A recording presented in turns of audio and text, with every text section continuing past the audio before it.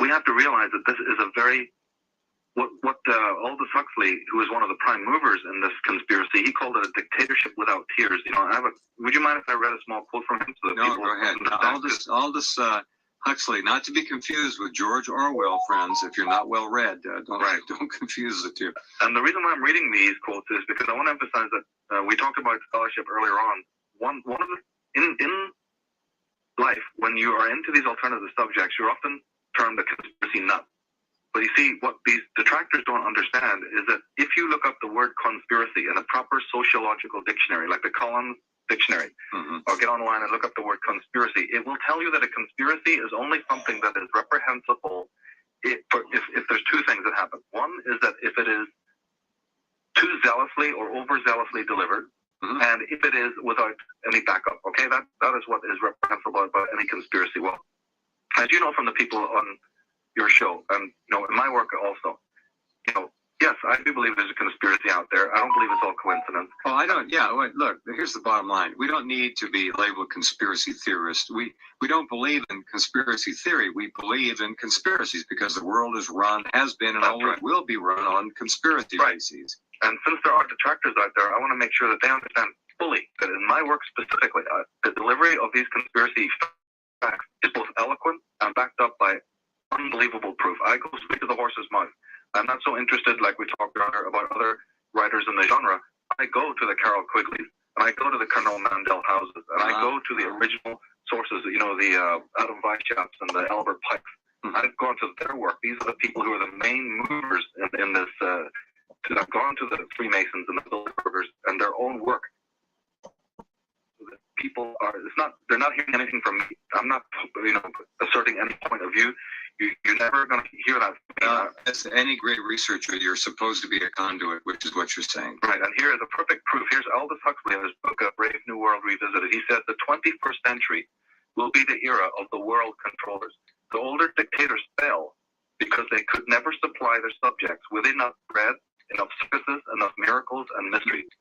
Under a scientific dictatorship, education will really work. Most men and women will grow up to love their servitude and will never dream of revolution.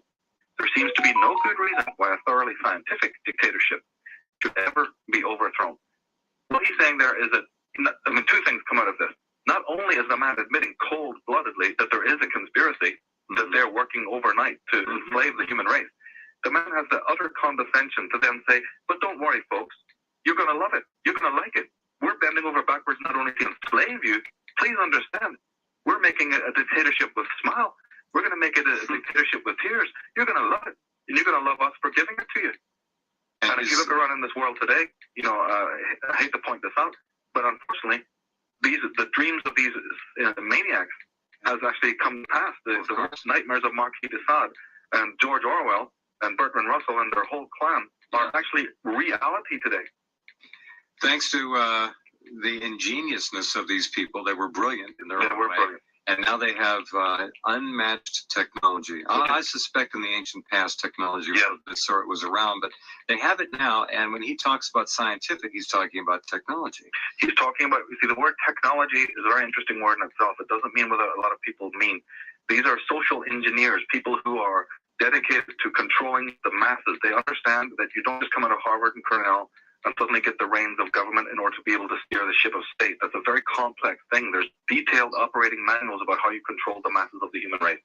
And in my work and other researchers' work, in the work of Jordan Maxwell, David Icke, others, we're trying to draw attention to the way in which this is done, because if you think you know the answers, you won't ask the question. And we have to discover the subtle and ingenious methodologies.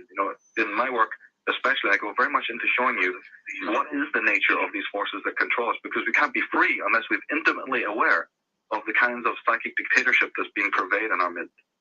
Lots of quotes in your book.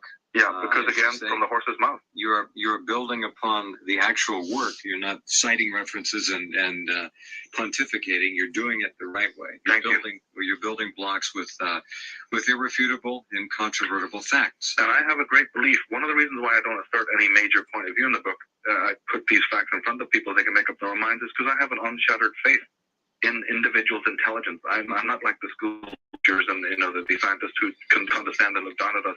I believe we are more than intelligent. We are much more powerful than these controllers. We have the ability to change the future. Well, that's one of the ability big to make things. up our own mind. Exactly, and that's one of the big things that they have sought so hard to keep from us, our own power. That's what it's all about, if not disinformation. It's predicated on other people's work, which was predicated on speculation in the beginning. So, and it's just amazing. I don't know who reads these books. I don't know why people just don't cut to the chase. I've never seen anything like it. That's it. That's exactly. You got two extremes. You either have newspapers where it's written for an 8th grader of one-line sentences, which is the majority of the human race reads that rubbish, right? Or you've got the most abstract, convoluted, where's the point kind of material. You know, it's important to find the middle ground. It's hard. It's hard to. Okay, now, is the New World Order really something new? We partially answered that before, but no. What's new is that they have reared their heads, and they now are in control to the extent that they feel they have to play no more subtle games. They are doing it right. Not only hiding in the open, but they're force feeding people in the open, and people are not complaining much anymore. No, and they have expertise of many millennia. The people that we're talking about were wealthy beyond our wildest dreams in the first centuries AD. I have a lot of people coming to me and saying, how could just some secret society just come in and take over, Michael? And I go, well, you either haven't read the book properly or you haven't listened to what I said, because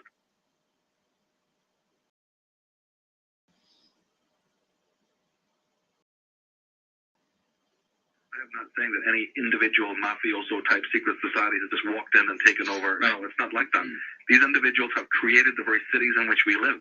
They have created the industries in which we live. They have manipulated the history, which is our history. And if you're a friend of Jordan Maxwell, so am I. If you listen to Jordan, they have left their calling cards, their symbology, their symbols all over the place. Absolutely. I've done a lot of work with Jordan, and we are both very much in the same mindset.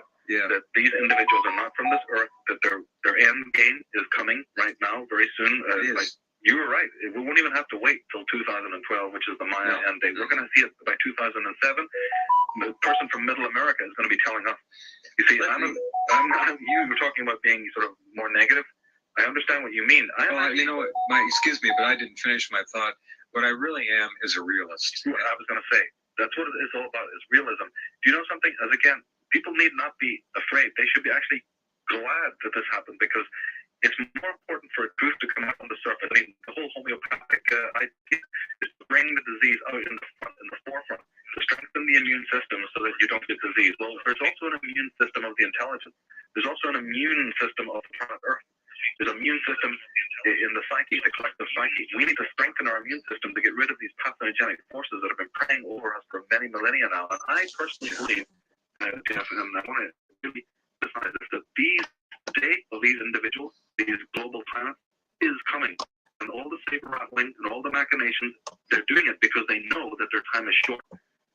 Into my philosophies about I agree with you. There's a frenetic energy about what they're doing. They know this is their window, and if they don't take it now, they're going to lose. Adam Weishaupt in the 1700s was the creator of the Illuminati. This is one of the most powerful secrets in the world. The Illuminati from Bavaria, well, when he died, he canceled on, and the controller of the Illuminati became a man called Giuseppe Mazzini from Italy. Right? And he was American Albert. But Giuseppe Mazzini himself said something remarkable. This is his own quote. He said, "We form an association of brothers from all parts of the globe. That there is one unseen that can hardly be felt, yet it weighs upon us. Whence comes it? Where is it? No one knows, or at least no one tells. This association is secret, even to us, of the secret society." So this is a bill. Is the Illuminati symbolism that Jordan Maxwell has pointed out, the pyramid, the 13 levels, and then the detached eye at the top. Both Jordan and I believe that this eye at the top is the top of the pyramid. Who are the people controlling the rest of the pyramid? That's what even Mazzini, the top of the Illuminati, is saying. There is yet forces above us that are threatening to us, that control even us. Remarkable, and certainly may well be exactly what it is, the eye up there. Well, we're about to expose these individuals. This world coup. And I think then, and only then will they make their move. Otherwise, they'll make it now. I think as they build up the Olympics, we're going to have relative quiet from the Chinese. They'll be working behind the scenes, but they are brilliant tacticians. Yeah, and I think that you're a very clear channel, and people should really take heed of what you just said, because even from an astrological point of view, there are more major conjunctions and alignments in 2007 that interest me far more than even the ones coming up in 2012. So I completely agree with what you're saying. Right. And as we talked about before the break, these people are running out of time. They're making their move now. Yes, they are. And I don't think they're subvert the Chinese. I don't think they're going to subvert the Indians. I don't think they're going to subvert if Russia and Russian nationalism prevail. This world is not locked up. They're making their move, but I don't think they're going to pull it off. I don't see it. Well, they also know that there's many other subliminal reasons for invoking wars. I mean, America has bombed 250 different countries since the advent of the United Nations. So there's no question about it that they know the various benefits, not just economically, but also psychologically, in order to bleed off people's frustrations that build up over time, a lot of toxicity. They know that good war now can just like good sports and good pornography. It's a very healthy way to, an healthy way to get people to not look at who they really are, not do their real emotional homework. All misdirection, all of it. Sure, just believe in Big Daddy. Big Daddy will show you how to focus all your negative energy. And now, Michael, and it's tragic to see what our young people are growing up in a world, a virtual world, a computer world, a world of reactive existence, a world of hive, of group mentality, of groupthink. The individual is shunned. Peer pressure to keep people in line is withering. And if it doesn't work with peer pressure, you've got the worldwide pharmaceutical combine to medicate countless tens of millions of children into submission. That's right. And then just to fill the void by giving them all sorts of stupid technical bromide, cell phones and all other sorts of nonsense. Which will give brain tumors, but that's another story. Yeah, but fill the void. The most important thing is stop always keep them what they're doing, Michael, and you know it. They're bringing these kids up now and basically addicting them to an amphetamine style of life. That's whether it's visual, whether it's audio, whether it's threat. And oppressing you, not giving you the drugs, giving you the pharmaceuticals, taking away your center, taking away your innocence. They don't teach you how to think, but they teach you fragmenting. Their whole goal is to fragment, right, and build cohesion. I made the point to the kids, and they really got it, that they're being taught what to think, not how to think. I said the difference with me standing here in front of you is I'm going to help you learn how to think, not what to think. I'm not going to point you in any directions or assert any tyrannical point of view. We're going to turn your really pointing out to people that there's a difference between the brain and the mind. There's a total difference between the brain and the mind. I get these wonderful emails, not often enough, but from people. They'll tell me, Jeff, we listen to you and we agree, and we pull the plug on the TV. We tried it for a week. Yeah. And after 4 or 5 days, our kids began to grow again. They began to draw, they began to read, they began to create for themselves, to inquire. It took several days. They had to go through literal withdrawals. Well, I heard an interesting fact the other day, and whether you like him or you don't, Michael Moore, just as a case in point, his book, which was, Stupid White, whatever it was, it was a book that got on the bestseller. So just use this as an example. 80% of the people who read the newspapers, there was only 1 million people in this country, and it was barely 1 million that picked up that book and actually bought it and read it. How many millions of people here? And this is a book that reached the bestseller. We're not talking about whether you like him or whether you don't. I'm just saying, here's a book that was pretty much on controversial matters. Right. That was already on the bestseller list, had all the publicity, the media backing it. He had millions of dollars to put into it and all the rest of it. And barely 1 million people actually read the actual physical book. Yet millions read the newspapers and millions watch TV. So this is the diet, this sorcery that's coming over. No one's reading. No, nobody's reading. And they're sitting there constantly receiving this sorcery, what I basically call sorcery, psychic sorcery, from the television. Because, one Jerry Mander, who wrote the book 4 Arguments for the Elimination of Television, he said something very interesting. He said that the reason why people are addicted to watching television is because it gives them, and they don't have to give anything back. We have been taught to give so much, to be so damn altruistic in this country, because I'm from the school of Ayn Rand, personally, and I do not believe in altruism. But we have become so altruistic that we give in order to get even the smallest little recompense come back. So sitting in front of a television is this promise that you don't have to move, you don't have to think, you don't have to do anything. We will give you all the entertainment. It's very addictive, that. It's a take culture. Yes. It's become a take culture, because the other side of that is we have to give all of our work, all of our effort, just to make ends meet. We're so sick of giving for such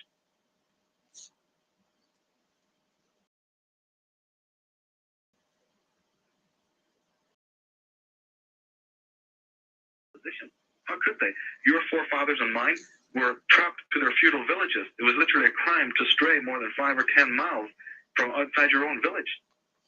This is recent history. 2 generations back, our parents didn't even have the luxury of going to school. Mm-hmm.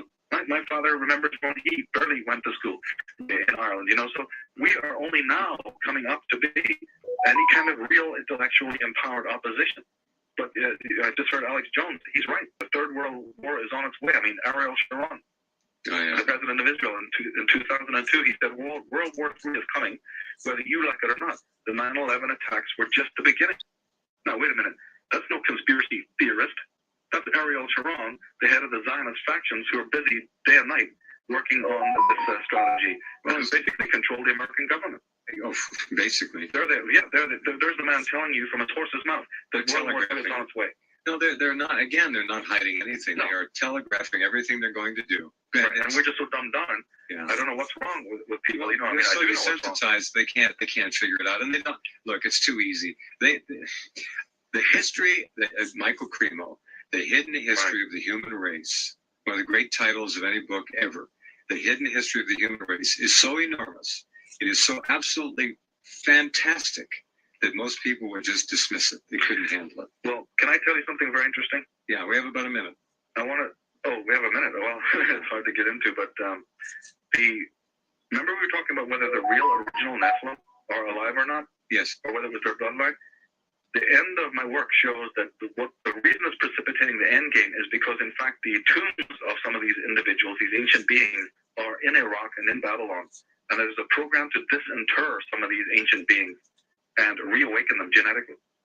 I've heard there are things going on there that have to do with our ancient past. Right. I don't know specific knowledge what it is, but there are other things at play there. Right. And we're going to be seeing something very interesting happening, which has a lot to do with prophecy. In the book and in the DVDs, I go into this. People can contact me if they need any more information.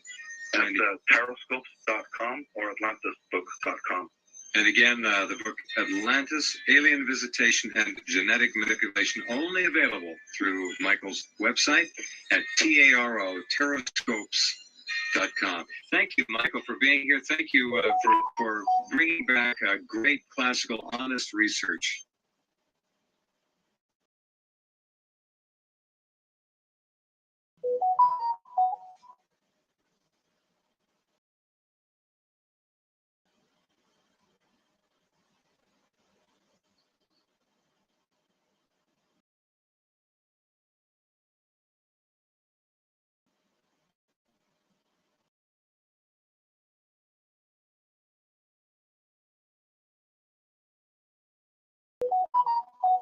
And in fact, because it is so intense, many people just won't.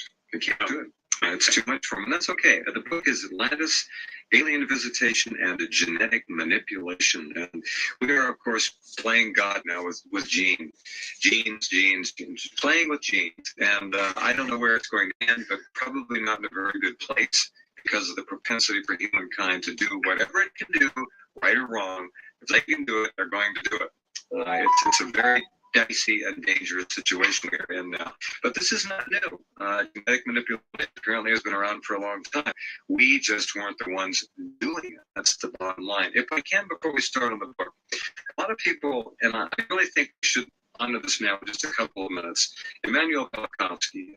It's a name that people have heard, but they don't know a damn thing about it. And let's just do a couple minutes on what he stood for and what he actually was able to put together in his own intellect. So, first of all, Immanuel Velikovsky is a man who was an extremely erudite scholar in his own sense, but he had one thing that always will put him or anyone else against the Orthodox, and that was he was a free thinker. He had the scholarship, so let's get that straight. He wasn't just some, fringe freaky out there, whack relaxing. He wasn't a daydreamer, I understand. No, he was a good friend of Sigmund Freud. They worked together on a book about Egypt.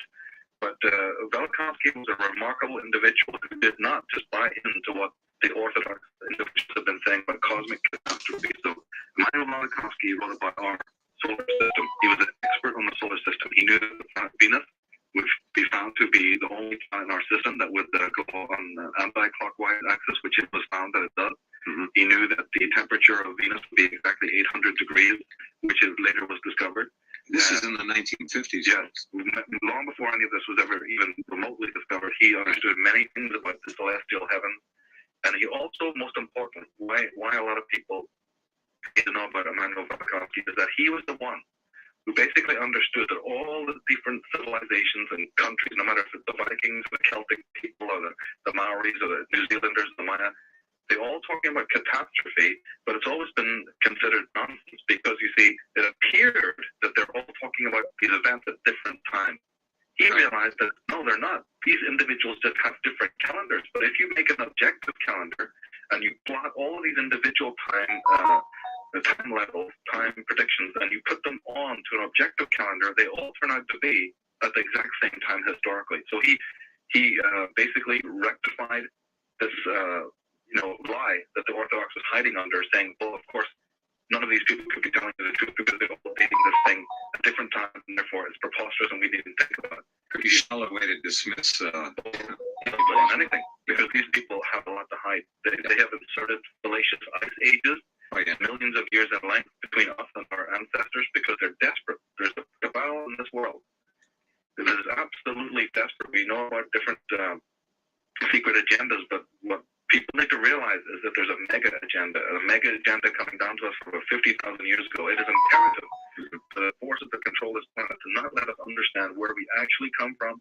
We've had high civilizations, just like Gerald Hancock and others are now discovering.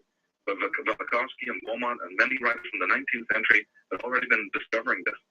And Velikovsky's work is absolutely important because he said that, look, the Mayans maybe use a Venusian calendar or a lunar calendar. The Celtic people over here use a tree calendar. Everyone uses a different calendar, so of course they're dating it in their own secular time at a different time.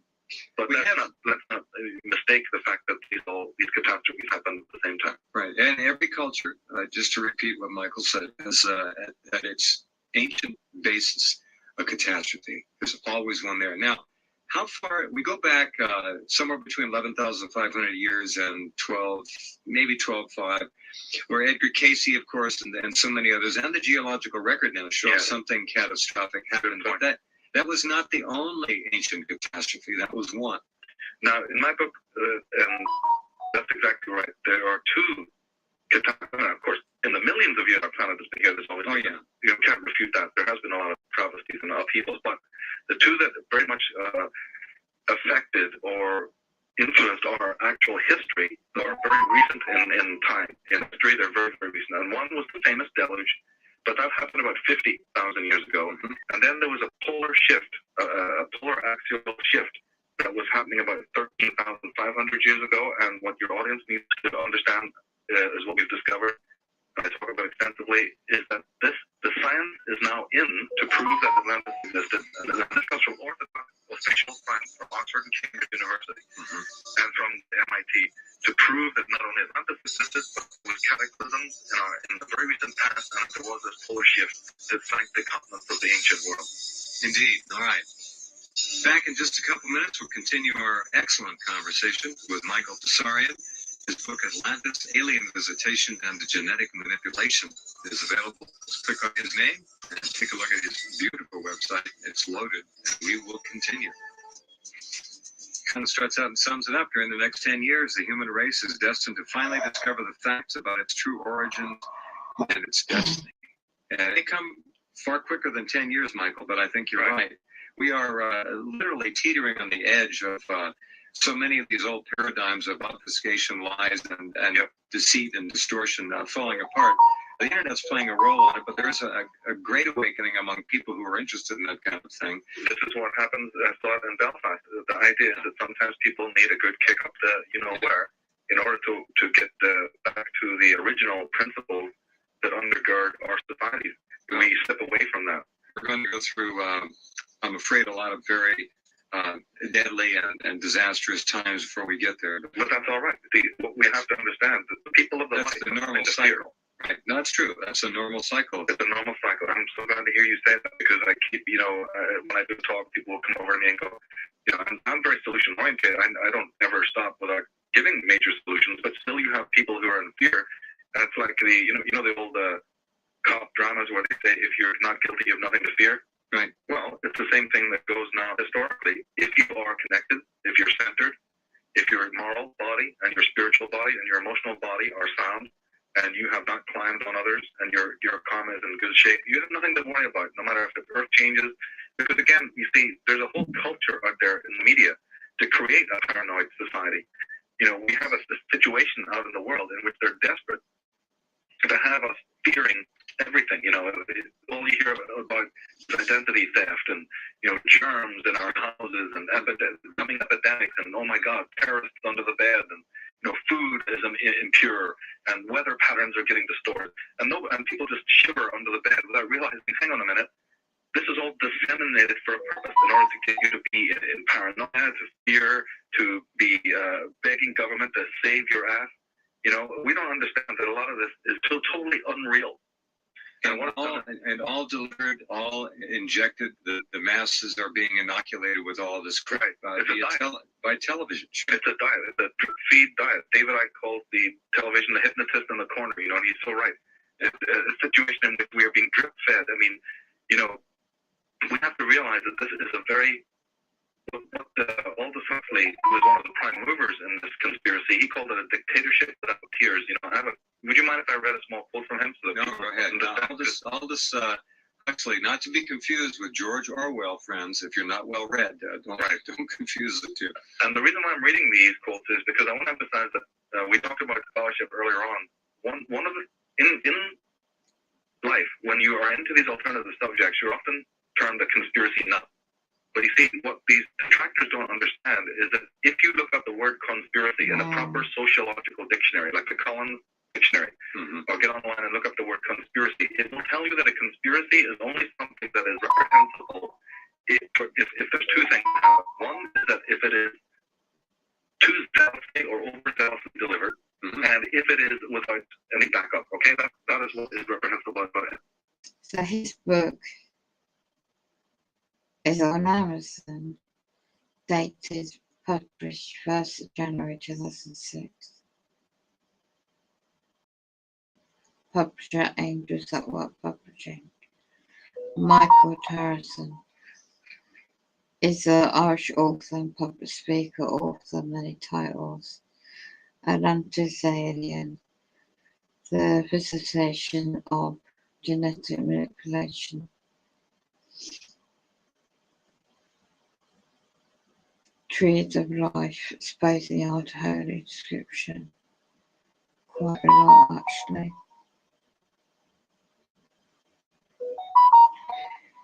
$244 is expensive. So let's go back into his website. Well, let's have a look. He does an interview here. Let's have a look. I found his channel. Yeah, let's see if there's an interview with him. Right. Of greatness. Even if I don't agree with them, I still think they're great. I still salute them. Many of them were Christians, right? But if this movement has been taken over by third-class tickets, plagiarizers, coat-tail writers with nothing but derivative research, you don't even cite, who brag about the fact that they don't cite or source, who just spout plain silliness like flat Earth, and do you think that's all there is? I'm from the ninth dimension. And all this shash. There is a lot of nonsense. We have a major, right. And we have a lot of problems then. And then, so when you see a bout like this will pass away, as you say. But when you see this bout, or when maybe some people even do sign on for, wow, I sent. See at this point.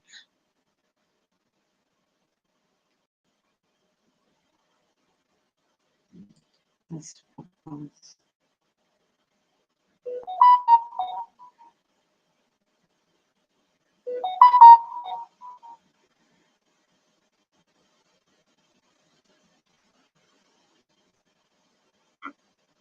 That's okay. We can do about 30 minutes. Okay, sounds good. All right, well, you're live, everybody. I'm just waiting for some people to come on here. Michael and I decided to do a quick little live video for you. There was a couple of things I actually wanted to go over with Michael here, some interesting information across my desk. Just pull up. Right, there's also that he could be Michael, a probably descendant from the ancient line of healers in a way. Very intelligent guy that goes deep down to the core of problems of the world. I'll go by the bloodline of ancient healers and female line. So I'm told. Let's go to different entry.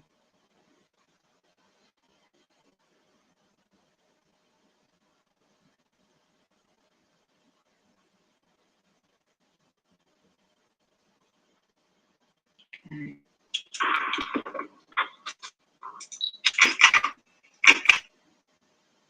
What do you think about what does it have to do with the extended consciousness stuff that I'm always talking about? Very spiritual sounding, dogmatic kind of stuff, but at the very least, consciousness survives after bodily death, and consciousness seems to occupy many different life forms during its existence. Isn't that fundamental to some of these questions that we're talking about in terms of who we really are? Yes, it is. And, oh my God, all over the world we're talking about the Native American Indian destruction this, and the conquistadors and the Maya and the Aztecs that, right? And the destruction of these people over here and over there. Well, hold on. Why is the destruction of the Druids nothing more than that? A paragraph is what you get in some of the finest books on this subject. And I just went, this is unbelievable. They're wailing and crying about, the spotted owl. Mental massacre that affected not just the time that it happened, but the rest of the fate of the West. The whole Western world's, traditions and history is affected by the destruction of the servants of truth. All the sorcery we know today, both politically and historically and institutionally and educationally, all of these obscenities arise out of the destruction of this class of servants of truth. And that's a footnote in most people's book. A genocide of unimaginable proportions, and you're wondering about some Timbuktu, a catastrophe that took place, and not this. That's unacceptable to me. So my Irish blood did really get up with that, and I said, no way am I going to allow that. So it's not just a question that there was omissions or mistakes made. This is a deliberate kind of culting of history, I suppose, which we can expand on more when we get into the Druids for sure. And I mean, you made the point there that you need to go off road and to kind of go to the mythology to get to the bottom of things and try to piece things together from that. So I mean, how far back does the mythology go? And I mean, how important is it to understand the history of Ireland? Well, even officially, it goes back to what they call the flood. They do think of it as a mythological cycle, so none of the academics are actually accepting that this happened. But I believe, you see, people don't go to the website, they're never going to make any progress unless they understand one fact. I accept the myths and legends of the whole world as fact, not in a stupid way, but in a rational way. So this is already going to distinguish you from those people who really make a categorical difference between what we call fact and what we call mythology. To me, the mythology is fact, and it actually contains more fact than we can even imagine. So when the ancient or even when the academics are talking about the flood in this more sort of a generic and general way, I'm looking at that being the deluge. Just as Thomas Beaumont instructed people, and just like Ignatius Donnelly, that's why I mentioned those names earlier, it's very important to do so because they factor in Atlantis. They factor in the destruction of the old world, the cataclysm that then sent people to Britain, Britain being a remnant, you see. And this has impact then on what Plato said, because in Plato you don't get the West, but actual hands-on testing, hands-on geology, you know, and all of this other speculation, even the astronomical aspect, maybe we can touch on that later, definitely leads us not to places speculated by Plato, but up, further up, past the Pillars of Hercules, which actually is a chance causeway, and the Pillars of Cave over in Scotland. The Pillars of Hercules are not to be found in the Mediterranean. They're not part of Gibraltar or whatever. They are the famous, well-known to ship people at the time. Ancient mariners knew exactly where the Pillars of Hercules were, because the Hercules in Celtic mythology is Oma or Ogma, O-G-M-A, god of strength. And his pillars, later reprised in the Finn McCool story, this is how mythologies happen, are the Pillars of Hercules, are the, as I said, the Chance Causeway. So the actual Atlantis is in that direction. Well, look, it doesn't take a rocket scientist to work out where it was. It's part of the Northern Hemisphere, and that includes England and Ireland, Scandinavia, and even possibly Greenland, Iceland, and part of the Arctic. And as a matter of fact, geology accepts that there is a sunken continent called Appalachia right there. That there is indeed not only just devastated forests going on for thousands upon thousands of miles. I write about all of this in the Atlantis book and also in the Irish Origin of the Sea, and that there is indeed remnants of a culture. And then about a few years ago, now we're not talking many years ago, it couldn't be more than 10 years ago, when the National Geographic did a deep survey of all the coastlines of Britain. They confirmed cataclysm, not uniformitarianism. So all the uniformitarianism, all the classic geology was completely dashed. I have the facts of this in various places and on the Irish Origins website. And yet that again was airbrushed. We never saw the consequences of it. We never saw the follow-up of that extremely expensive National Geographic survey of the coastlines of England, and Commons 1 was absolutely validated.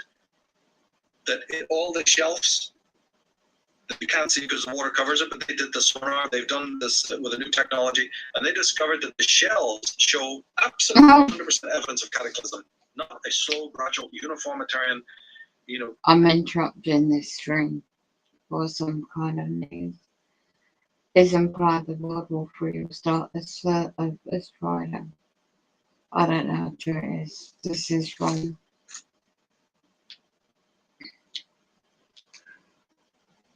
Canadian prepper, total minutes ago. If you're about to buy solar panels to save electricity, hold on and don't do it just yet. Especially if you live in one of these regions of the UK. It's the worst decision you could make right now for your home. You may not know this. All right, folks, Canadian Prepper here. All right, guys, this is it. We have about 48 hours until we are unequivocally at war with the Russians. Now, 32 chiefs of defense from all the NATO states, including Finland and Sweden, who are not NATO members yet, but this is foreshadowing, of course, are going to be converging on U.S. Ramstein Air Base on January 20th to talk about how they are going to fight the Russians. Guys, this is big. In the same week, we have two other meetings. We have a meeting with the top dog in the U.S. military, not the top dog, but next to Lloyd Austin is Mark Milley, okay, head of the Joint Chiefs of Staff, meeting with the commander of the Ukrainian Armed Forces, Zaluzny, on the border of Poland and Ukraine at a secret location. That meeting is transpiring as we speak. This is something that hasn't happened before. I need to emphasize, this has not happened before. The UK, USA, and Canada. Forum, perfectly timed to fall right before this meeting at U.S. Ramstein Air Base. Guys, this is huge. This will be a watershed benchmark moment in the timeline of escalatory events towards World War III. I mean, this is crazy. This could be the week that this is the make or break week. If NATO doesn't decide to go all in at this point, then maybe there's some hope that peace can be achieved. But I'm thinking that if we're taking Ursula von der Leyen, head of the European Commission, and Jens Stoltenberg, and Biden, and Blinken, and all these people on their word, including Ukraine, that they are going to support Ukraine to the bitter end, do you seriously think that that is going to be achieved by 14 Challenger tanks from the UK? No. Or a few HIMARS systems, or some Patriot systems, or some Leopard 2 systems? No. What this means is that this is just the beginning. These 32 guys would not be meeting about this situation for no reason.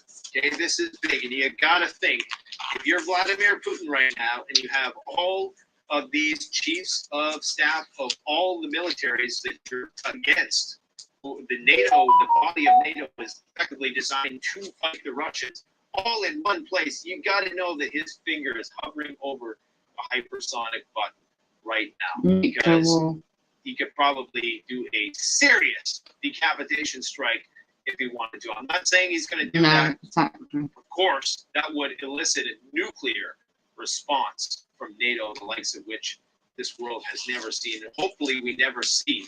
But what this all means is that the shit's going to hit the fan, okay? Unless common sense prevails. And at this point in time, I don't even think there's an option for negotiation because the Russians aren't buying it. That's the whole problem, is that the Russians no longer trust the West. And this could be the point, the inflection point in the conflict, because they couldn't just right from the dark. Imagine February 24th. The U.S. immediately says we're going to send HIMARS, we're going to send Patriots, and the UK is like, okay, we're going to send tanks, Germany's going to do this. What do you think would happen? The next day, a big bomb would be dropped, okay, and you would have guys in hazmat suits out looking for people who survived the blast. That's what would happen. This is incremental. This is mission creep. This is slowly tiptoeing in, mission creep as it's called.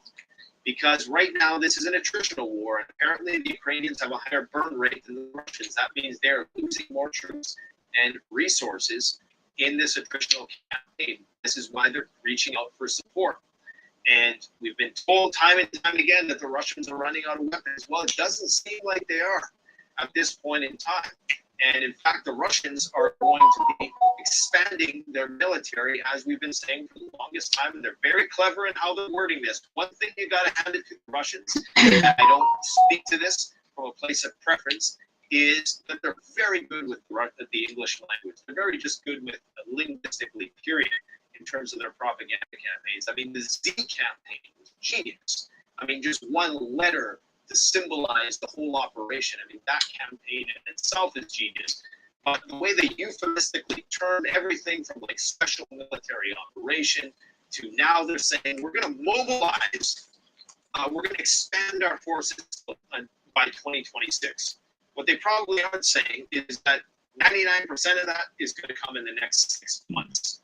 And maybe that extra Global NATO Defence Contract Group Summit is only the beginning. Now, we got a lot of stuff to talk about today. If you don't think that we're in a hot war with the Russians, leave it to our Davos correspondent.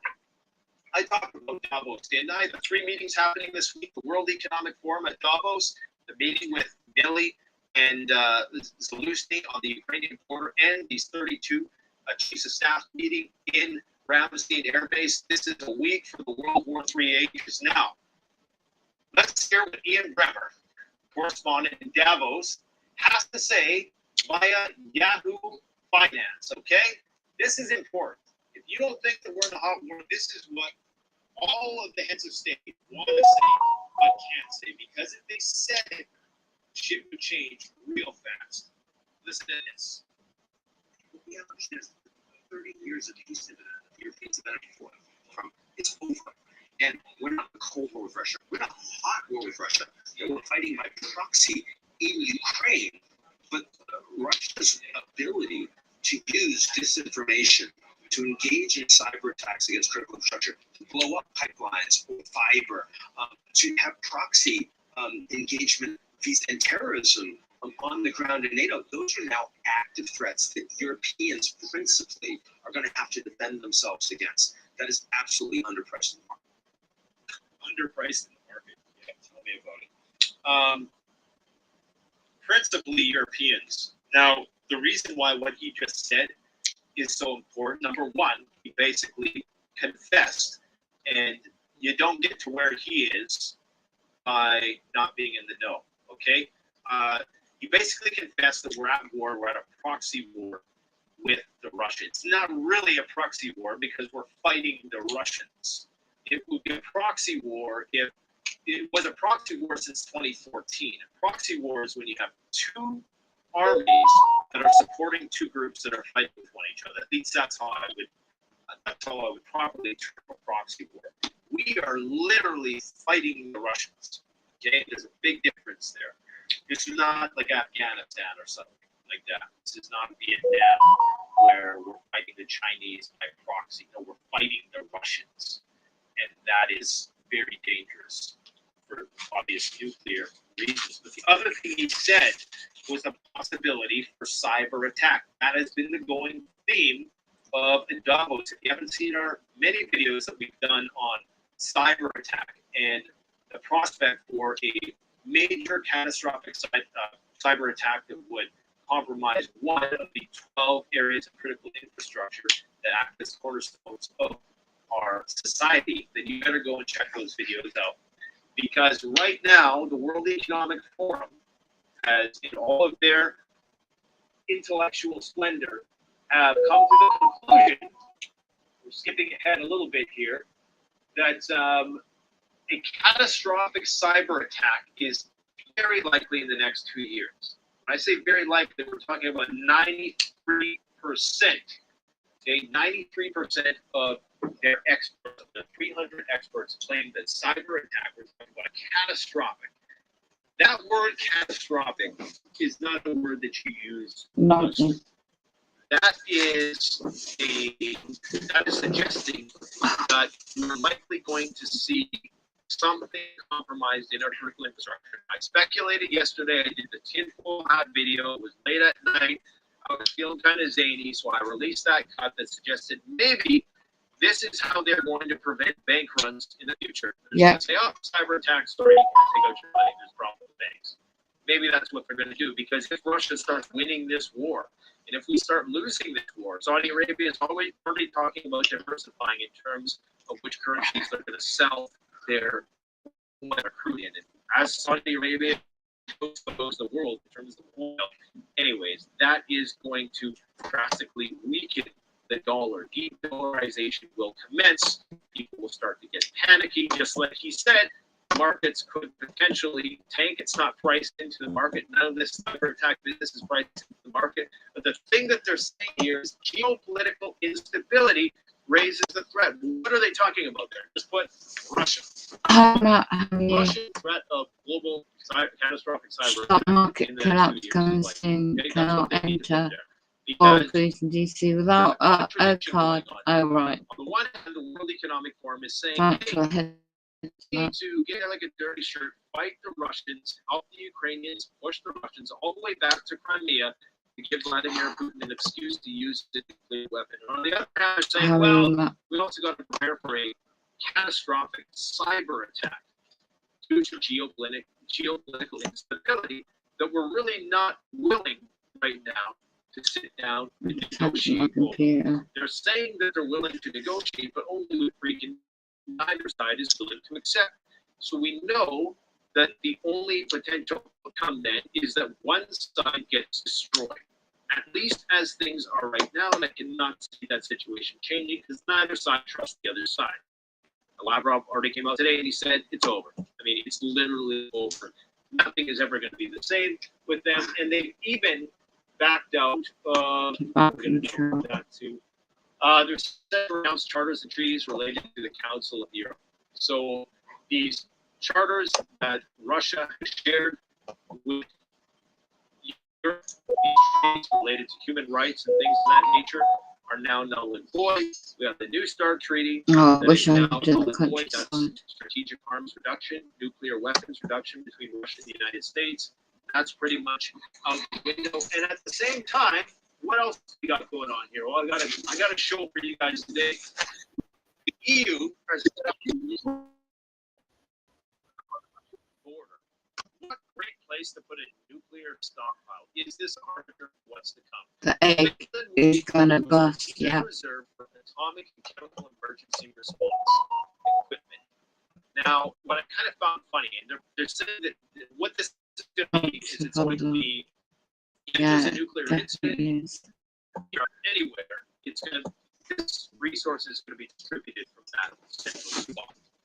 Why they put it in Finland, God only knows. One thing I found kind of amusing is that they say These supplies will include critical medical countermeasures. And remember, this is for the purpose of chemical and nuclear instincts primarily, although they have biological in there as a footnote. This is going to include vaccines and antivirals, because when your skin's on fire and you're puking your guts out from acute radiation sickness, the first thing you need is your fourth booster. I just found that.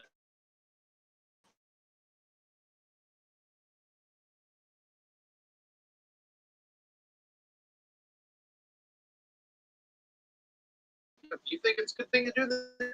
I'm just saying, maybe priorities. Maybe we need a little bit more triage in our nuclear stockpile. Okay. Near the Ukrainian border for the first time ever. This is the first. So, well, meetings like this have happened in the past amongst NATO chiefs of defense. It's a first because you have these other things happening at the same time. And you know that the World Economic Forum conference was there to kind of nudge everyone in that direction. Now, there's a lot of people who didn't show at the WEF this year. A lot of people are speculating, well, you know, maybe people are just losing interest in it. But I think it's more to do with the fact that people are scrambling to figure out how to fight the Russians. I think that's what a lot, because there's a lot of changes in the ranks right now in Germany, and we have the defense minister who has just been canned, resigned. Apparently she was not hard enough. She was not hawkish enough on the Russians, so they're putting this new guy in who is probably going to have to prove himself and earn his stripes. Boris Pistorius. Now that's a name for the ages. Boris Pistorius. You're going to love that name. I can't say that we're going to love the man, but, you know, we got to love the name. Now, this guy is likely going to put Germany on the warpath with Russia, possibly, or could do the complete opposite. But it's starting to look like that's what's about to happen here, okay? You're having this meeting in Ramstein Air Force Base. The U.S. is sending their top guy to talk to the Ukrainians. What are they talking about? Are they saying, hey, it's time to fold it, it's time to pack it in, it's time to make some concessions? Or do you think they're going to say it's time to win? Now, if they're saying it's time to win, then they're saying that nuclear war is on the horizon. And we're going to get to that in just a minute. According to Ursula von der Leyen, West should supply Ukraine with weapons it needs and can handle. Emphasis on that. That's a prudent thing to say, because you don't want to be just sending everything in there willy-nilly, just this mishmash of stuff. And of course, what this means, guys, is there's going to be a whole lot of mercs, a whole lot more mercs, okay, who are not speaking Ukrainian, put it that way. And there's plenty of videos surfacing of non-Ukrainian speakers fighting on the ground. What else is new? Okay, let's see what Chrystia Freeland, our Deputy Prime Minister, has to say about the situation. She's going to tell us the one thing that we can do as leaders of finance for our country. It's the one thing that we can do to make the world a better place. Okay, get a load of this. Yeah.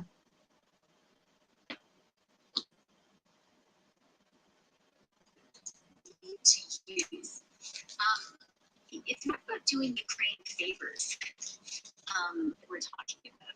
Supplying Ukraine with weapons, and as President Zelensky very crucially pointed out, supplying Ukraine with the money it needs to win the war is ultimately in our own self-interest.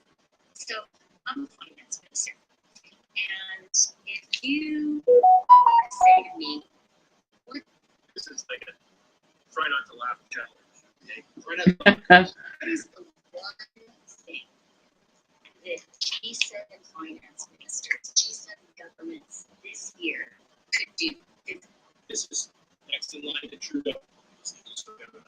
Actually get our power. Right? We don't control it. We don't control global supply chains. We don't control whether there will be immaculate disinflation or not. One thing where we have some. You know, she said that in a mirror many, many times before she came on stage. Immaculate disinflation. Come on. Real practical levers is we can help Ukraine win clearly, definitively. And if we do that, if that happens this year, nobody's well invited for you. That would be a huge boost to the global economy. I failed miserably. Let's see what she's talking about when she says it's going to be a boost to the global economy. Let's just see if we can find. I was going to Google it. They're just going to make money out of Anyways, the war. All these companies making the equipment. Tragic incident happened in Alaska where a polar bear just went crazy in a town and started attacking people. Unfortunately, somebody died. Anyways, it's going to end in a nuclear explosion, and that's going to be great for the global economy. Well done. Well done. She has my vote. So these are the people who are in charge. I mean, they seriously expect a thinking person to believe that this is an existential war for Russia. We know that. That is 100% true. Doesn't matter if we believe it, the Russians believe it. If the Russians lose, they push the nuclear button. She's saying that if that happens, the economy is going to do well. I mean, what sort of fantasy land are these people living in? Anyways, what else do we got? Oh, yeah. Cool factor. Tactical. Canadians are sending 200 of these bad boys to the Ukrainians. Now, even though it's probably going to get blown to smithereens, unfortunately, that is a freaking cool ride, man. I mean, I would be canceling my Cybertruck reservation for this in a hot minute. That is a Mad Max vehicle if I ever see one. I didn't know we made bad stuff like that. I don't know if we make that or where it's made, but that is freaking cool. Oh, what else we got going on here? Okay. I talked about Moscow and housing charter treaties. Yeah, it's all falling apart this week, guys. And of course, as I've been saying for the longest time, Russia's boosting their military to 1.5 million. Euphemistically, of course, they're saying that we're going to expand our military by 2026. But what that means is that they're going to bring in the first 99% in the next 6 months, and they'll continue the mobilization there. Fort Hood's Blackjack Brigade preparing to deploy to Europe. This is actually a week-old story, so they're deploying another 4,000 U.S. troops to Europe. I'm not sure where in Europe. That's troop numbers in Europe. Pretty highly elevated. And I think, have I talked about the catastrophic cyber attack in the next 2 years? So we know that 93% of Davos experts, these 300 experts, have determined that the risk of a catastrophic cyber attack in the next 2 years is very likely. And they use the term catastrophic cyber attack and very likely with a lot of conviction. They repeat this over and over again, like they know it's going to happen. Now, if you missed my tinfoil hat video I did yesterday, go and check it out. It was late at night, like I say, it's kind of zany, so I might have said some weird things, but I suspect that maybe this cyber attack is going to be some sort of smoke screen cover, false flag, thingamajigger, in order to prevent people from taking out their money when the U.S. dollar really starts taking nosedive. So it's kind of a ruse for the bank run. This could be a card. On the one hand, they're pushing us into nuclear Armageddon with the Russians, and then they're saying, well, this might cause geopolitical instability. One way to reconcile that. What's that? UN soon will be driving around in the Humvees. Oh no, I know. They're going to pursue me and they fail exactly. I am a good man. Oh my gosh. It's just ridiculous, isn't it? I mean, where are they going to get the funds from? Well, then, it's all bankers' wars. Look at the history of humanity. Of this great ancient manipulation of you look at the pyramid, it's right at the top. It's a demonic world, isn't it? They just want all the film on it. This channel's very good for prepping, Canadian prepper, and his research. But I mean, I knew UK would get involved. Yeah, they just can't miss an opportunity. So if you look at history, First World War, the Second World War, even before that, the history of Colombia, Columbia's and the conquering of America.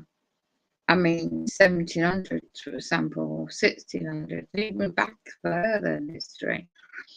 All this is nothing new. I've always been trying to make profit out of conquering people's countries and conflict, and innocent people getting caught in between it all, regardless of their, situation. I don't care. The bloodline families for so long, and that's what I started this podcast with, was covering about ancient technology from ancient Egypt. And these couple of podcasts I found earlier matches up the website I found, and it goes into evidence of from the world get-goes and non-human entities sensitive and manipulating with human DNA for so long. And then it just all ties into where we are now in the world, this time we're living in. And then you look into the book, the Bible, you've got Rooms of Wars, and you've got the Woundwood, Planet X Hebrew, which I've uploaded a video of what I saw on the live accounts, It's 2 something in the morning here, so I've got to sleep in a minute. I never ever sleep in the day, ever. And you got the solar magnetic field, solar rays impacting us. Massive ones coming through throughout on today, England time, I suppose, into Saturday. So that's going to mess about with the weather again and affect, I'm not too sure how it affects the earth per se. I'm not an expert in that science, but there's a guy that runs Israel News Live YouTube channel. He's just got live explaining it, and other people do too. So yeah, it's all happening, isn't it? And what they need to do, these non-human entities, mess about human DNA, is like get you in fear, keeping the lower vibrations. My body is falling up again yesterday. Left arm, shoulder, round the kidneys part is really painful. Trying to keep up and sit up because of that. But laying down it just makes it worse. So yeah, yesterday, trying to get some natural remedies, natural health stuff, stocking up for that. And I can't just go into a forest and pick up herbs, which I know how. So yeah, when you live in a place, in a city environment, when it's all grid, all tied up to the master grid plan with smart agendas, with all. I don't know about anybody else, but if you sense this civil unrest, but it's not going to happen in England the way they project it to, because people are too smart. It's going to be subtle. And there's a reason why they're bringing all these immigrants in, both to let them in to the country and let them 2-year contract for them to stay in these big hotels or room service, everything given to them at expense of the public. And there's homeless on the street, isn't there? It's not just in England though, but there's homeless on the street. Disabled people are already discriminated against. They lost those cases in the courts of London, highlighting issues reference to that, a different subject, and they lost their case who took it to court. I knew they would because they just really, it's a bit going back to World War II in a way where they discriminated against the elderly, disabled people, those, really just generally unwell, and segregation. But that is nothing new when you look at back in history of life. Look what they did to slave trade. And what was all that about? Invading those islands, the native islands, all those years ago, and enslaving the natives just for what? Profit. So there's nothing really learned from the past mistakes of these globalist bloodline families who, throughout their own offsprings, throughout the centuries and times to date, has not changed anything, it's just made it worse. So that's where the spirituality point comes in. And that's on a couple of websites I investigated earlier, found the evidence. And it all links back to the original of the creation of Mother Earth. And we, the heathens, the life itself, without all the corruption, And how did it all start? So when you suss out that, you come to your own conclusions about all the conspiracy theory out there. It all boils back down to one thing within oneself, the spirituality, and they just got to destroy yourself and it's soul capture, I record my sleep and I can hear them soul catching me, these unhuman entities. And I can hear that tonight is ringing the ears. It's not tonight, it's just, I know now.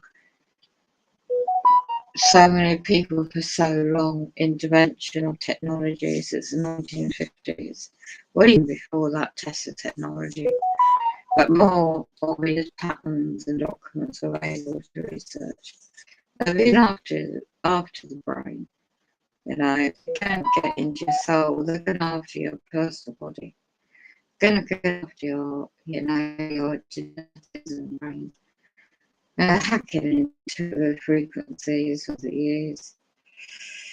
But with advanced technology, it's just going to kill off Mother Nature even more. So yeah, I wouldn't go for the fear mongering. I don't do that. Just show some facts. So I'll just finish up with this audio interview, just a couple of minutes of it, and then I'll share this subject with the spirit. I literally got damage to my body, so it's difficult to move, and I'll get very tired quite quickly. The radiation is strong, and so they've got to see me, so let me just sidetrack for a minute. You're gonna keep me awake.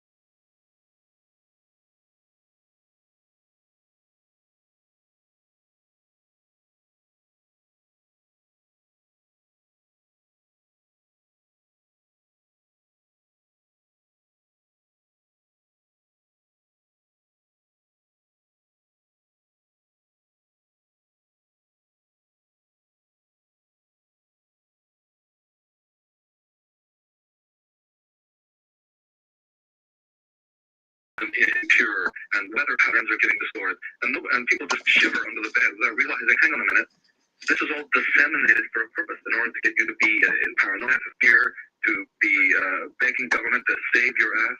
You know, we don't understand that a lot of this is totally. They're not like it. And all delivered, to run all an injected. The masses are being delivering inoculated with all this crap their by television. object Sure. of It's a jealousy. drip feed diet. David I called the television hypnotist in the corner. You know, and he's so So right. true, It's Matt. a situation in which we are being drip fed. I mean, you know, we have to realize that this is a very How are you Aldous doing? Huxley, who was one of the prime movers in this conspiracy, he called it a dictatorship without tears. You know, would you mind if I read a small quote from him? So that No, people go ahead. understand? Aldous Huxley, not to be confused with George Orwell, friends. If you're not well read, don't confuse And them. that's The what reason why I'm reading these quotes is because I want to emphasize that we talked about scholarship earlier on.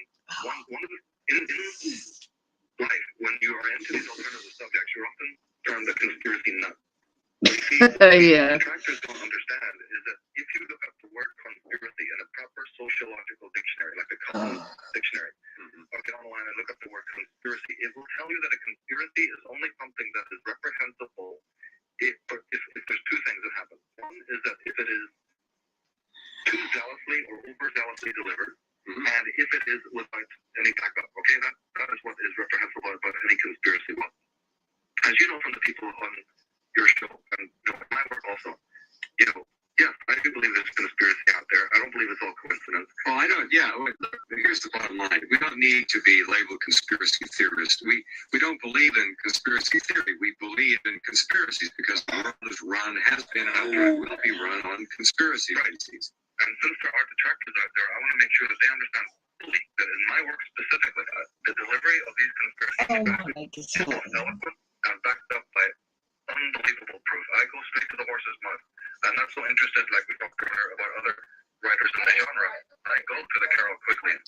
I go to the Colonel Mandel houses. I go to the original sources, you know, the Adam Weiss Shops and the Albert Pike. I've gone to their work. These are the people who are the main movers in this. I've gone to the Freemasons and the Bilderbergers and their own work. The people they're not hearing anything from me. I'm not, you know, asserting any point of view. You're never going to hear that from me. As any great researcher, you're supposed to be a conduit, which is what you're saying. Right, and here's a perfect proof. Here's Aldous Huxley in his book, Brave New World Revisited. He said the 21st century will be the era of the world controllers. The older dictators fell because they could never supply their subjects with enough bread, enough circuses, enough miracles, and mysteries. Under a scientific dictatorship, education will really work. Most men and women will grow up to love their servitude and will never dream of revolution. There seems to be no good reason why a thoroughly scientific dictatorship should ever be overthrown. What he's saying there is that, I mean, two things come out of this. Not only is the man admitting cold-bloodedly that there is a conspiracy, that they're working overnight to enslave the human race, the man has the utter condescension to say, but don't worry, folks, you're going to love it. You're going to like it. We're bending over backwards not only to enslave It's going to be kind of exciting to be released from Babylon. Oh, yes. Oh, yes, I've been to that. Oh, yes, Mark. And if you look around the world today, you know, and I hate to point this out, but unfortunately, the dreams of these maniacs has actually come to pass. The worst nightmares of Marquis de Sade and Bertrand and their whole Friday are actually reality today. Thanks to the ingeniousness of these people, they were brilliant in their work. And now they have unmatched technology. I suspect in the ancient past, technology of this sort was wrong, but they have it now. And when he talks about scientific, he's talking about technology. He's talking about, you see, the word technology is a very interesting word in itself. It doesn't mean what a lot of people mean.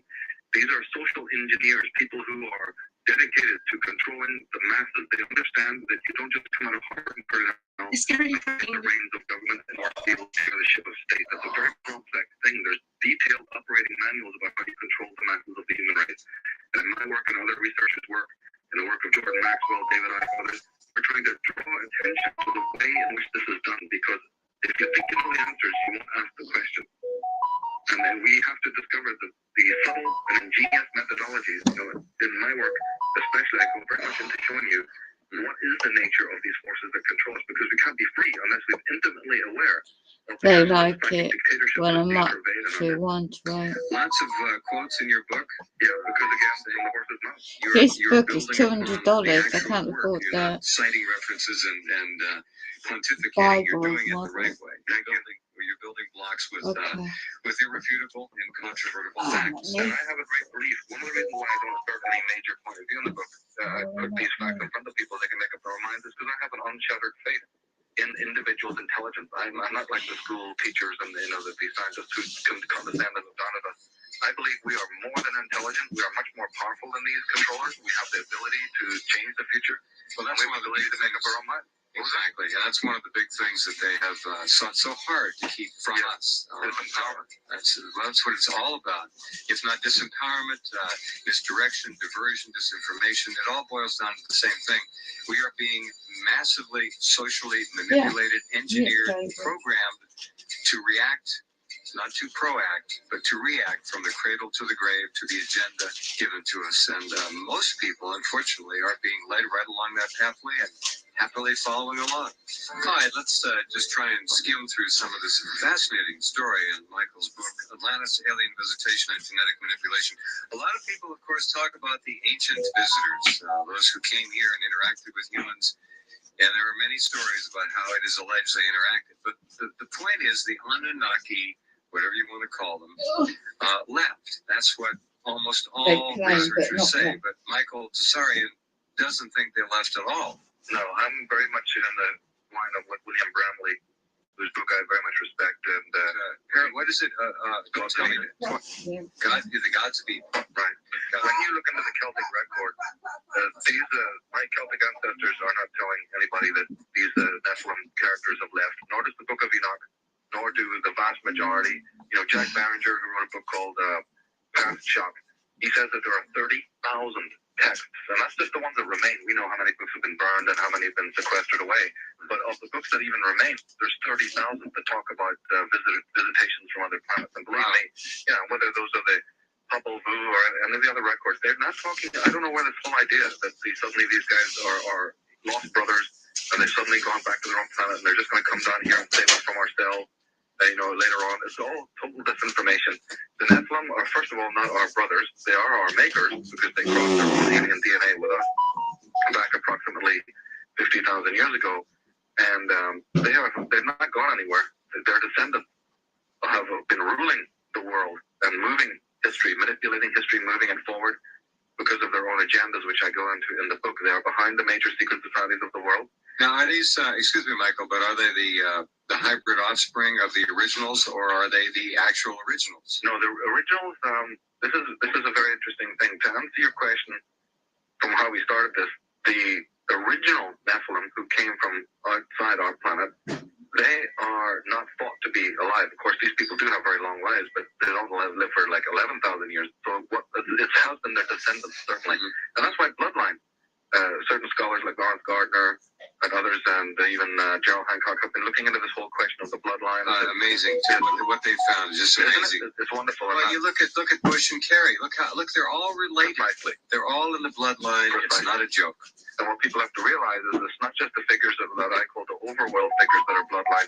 Many of the heads of banks and the heads of think tanks and the heads of schools and even people in the media circuit are members of these cults and are bloodline connected. They may look like Smith or Jones to us, but they're certainly not the girl or boy next door. We have to understand there's unofficial families as well that we don't hear about that are bloodline connected.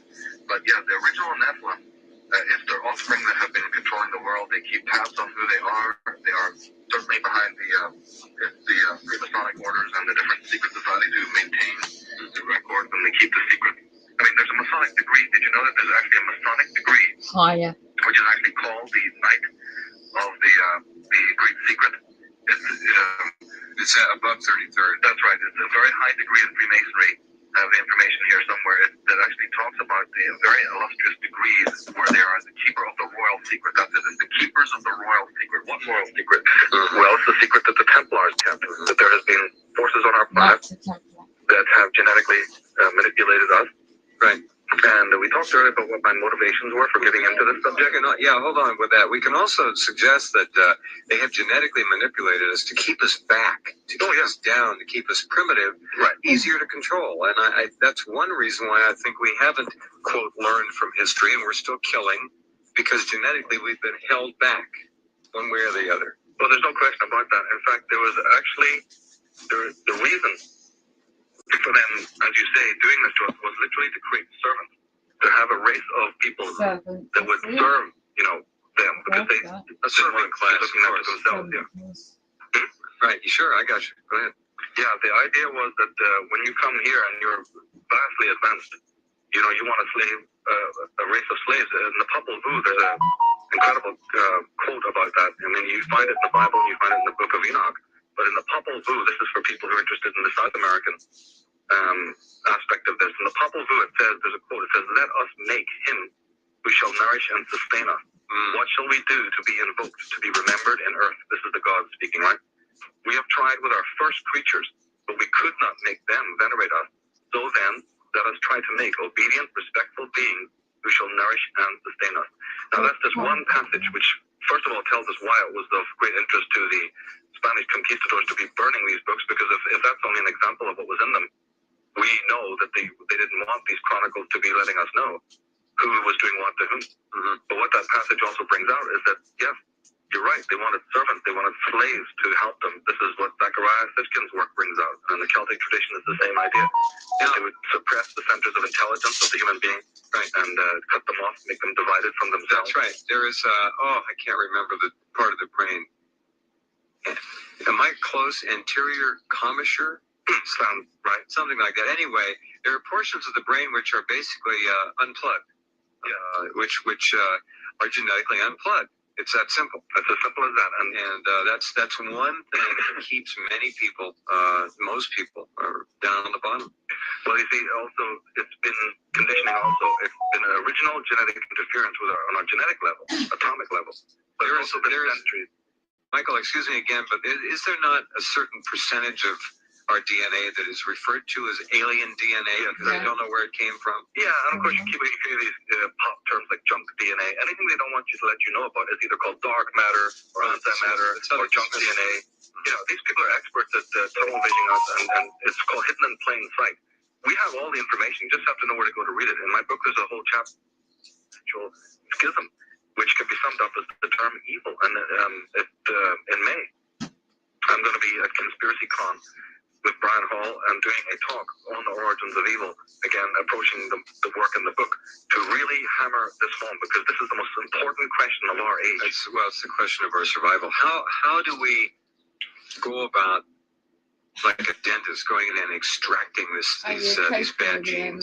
Well, you see, long ago, they were already, one of the pieces of disinformation exists. See, this hybridization program happened on Atlantis, and when people rebelled against the warlocks of Atlantis, they moved to Lemuria, which was another famous continent that existed at that time, and they set up a high culture, high civilization, and on that civilization, before it was drowned under the waves, they did try to breed out a particular proclivity, but of course that program was defeated because the world suffered a whole shift. Another name for that is eugenics, isn't it? Yes, it is. The racial hygiene. There was an idea to, and through the centuries, there has been attempts to sort of breed it out, to suppress it, and to also change the way things are, so that we will again live in a moral and paradisical place. But of course, we have a tremendous force for negativity out there that has anything but that desire for us, and they are leading us to the roads of perdition. They've not only tampered with our DNA. I mean, we're talking about legal sovereignty being broken and state sovereignty being demolished, which is one of the greatest crimes that we can imagine. That's true. But think that your own DNA has been interfered with, the human DNA of our ancestors. What more of a violation, what more of a rape could that be? Couldn't be. Yeah, so we need to know about this. And again, when you turn to the ancient sources, they are talking about this. They called it the fall. The real fall. The real biting of the apple of the tree of good and evil, the tree of the knowledge of good and evil, the tree of life, was originally to do with the human DNA. And when they say that Adam was sent out naked into the garden, that's just referring to intellectual nakedness, not physical nakedness. It's intellectual dumbing down that the Adamic race was put into the world. in a naked state where they would not be able to access the centers of higher Some of intelligence this and I higher can't agree spirituality. with. I am I'm guilty if people think of me this way as being negative about the immediate future. I just have never, in my wildest dreams before these recent years, imagined the level of technology, the sophistication, the absolutely insidious mass programming and control, the shaping, the manipulation from cradle to grave of countless tens, hundreds of millions of people. The Chinese, of course, had as their big goal was to put a television in every home by the year 2001, and they did it. And they know this is the key. It's unregulated. There are things embedded in the audio and video images and sounds coming out of television, which are not only brain and training, but they're brain training. And that they don't get the brain to follow along. They are instructing the brain. It's brilliant. It's enjoyment. Beyond brilliant. And they don't have to do anything. People stare at the damn television and they're being programmed and trained all the time. This isn't Hitler or any other past demagogue using the media, the radio, and live rallies. This is massive, 24 hours a day. And we turn to it because we're impoverished inside. They've had a drip feed. They've taken away our soul. They've instilled in us such an emptiness And of given voice. us a remote control with 500 channels. That's it. And of course, we need to receive. Now, I have a DVD that is coming out, part of a 6-DVD series that I'm doing, and one of them is called The Subversive Use of Sacred Symbolism in the Media. And I have to do, I have a whole thing on this. It's 8 hours long, talking specifically about what you're talking about and how the Magi, the old sorcery, the old voodoo, is not dead and gone. We have silicon sorcerers and ivory tower witch doctors. And where does the word media come from? We're going to the whole occult origins of this. And I taught this to children, Jeff. I taught children for 2 years communication and also about how they were being subliminally manipulated. So I have grassroots experience about how the lives of children are dramatically changed when you tell those children that it's not that they are broken, but that their civilization, their culture is broken. Do you know the weight that gets lifted off the shoulders of children when they realize there's nothing wrong with them, that they're being inundated with a psychic dictatorship, a tyranny, and that there's nothing whatever wrong with them? And they realize that somebody's telling them this. Do you know what incredible allies they become in the pursuit of light? I truly can imagine. Yeah, it's an amazing thing to see. So my work is very much focused on the youth. But more importantly, is this whole question of evil. If we just believe that Mother Nature brought it about, then isn't it as good as saying that Mother Nature is in some way flawed, or Mother Nature is in some way ignorant? And then that, of course, becomes the perfect justification for our ecocide, for the murder of animals, for the destruction of our planet. They have instilled in us some very, very pernicious lies that need to be revisited again. We need to give the pink slip to the enclaves of religion and science, because they haven't answered the question. In fact, they've created more evil than we can even imagine that exists on this planet. Do you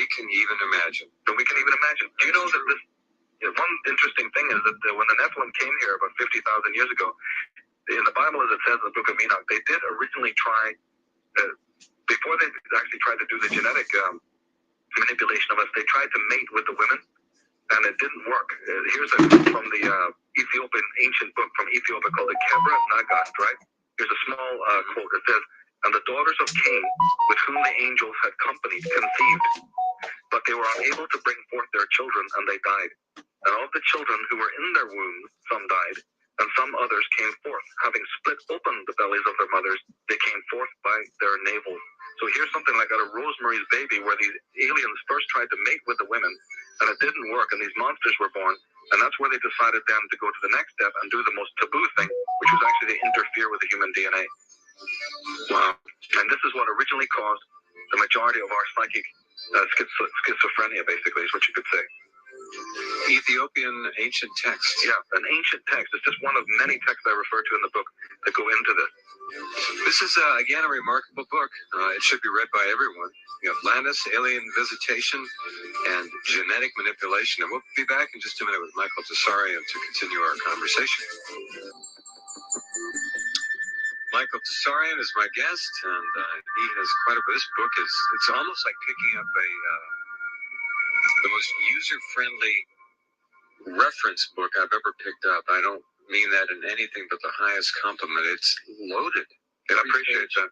You're welcome. Every page you open, literally, it's one of those books that I could open any page and start reading and be, if not interested, fascinated. Well, put 3 decades of work into it, and the reason is because I'm not just a person who's interested in ancient history. Yes, I have that interest, and I'm interested, I was interested first in my own Celtic ancestry and all of that. Yeah, sure, it's an interest, but the main motive for me to put this work was a deep and abiding interest in what we as the human race are going through now. Let there be no mistake about this.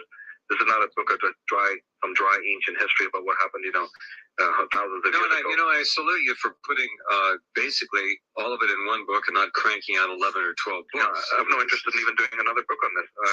I do some conferences, do radio, but the thing is that, there's no need for the most important answers can be given in a very concise way. We don't have the time anymore to be running hither and thither. No, we are running short of time. We very much are. So the book was dedicated to compressing a lot of research, but making it very grassroots. Because I'm not from the science world. I'm not from the computer world. I'm from the metaphysical tradition. That's why my mother was a world famous clairvoyant. We come only from that tradition of grassroots approaches. So we didn't want to couch all of this. We didn't want to make it too academic and too intellectually heavy and too abstract. It's very simple language and explains our history, the most interesting subject in the world, which is who we are and where are we going, I receive books all the time in the mail. I appreciate people sending them. Publishers send them, authors send them. And I cannot tell you how many books I get. The Lost Secret of the Templars discovered.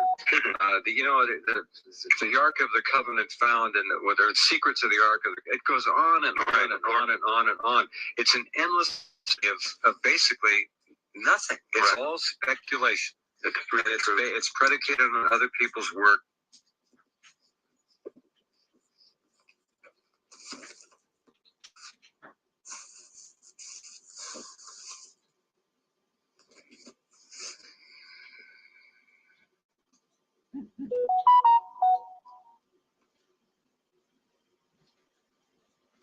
That's interesting time. Audio stuff.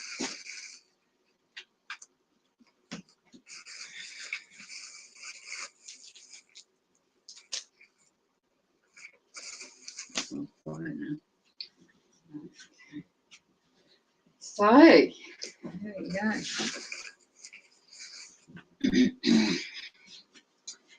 Knight to Templar, that audio is just covering.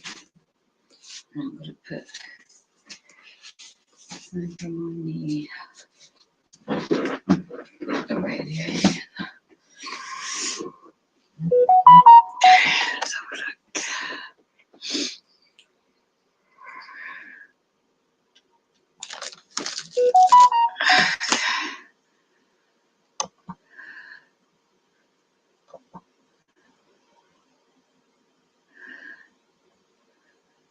So,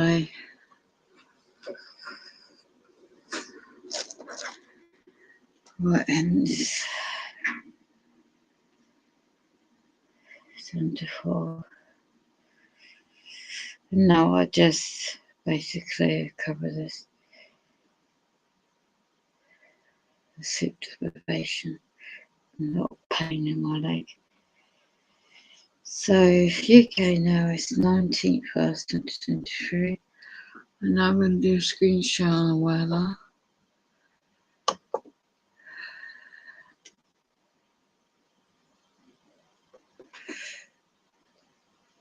Yeah, they tried to hack me, didn't they?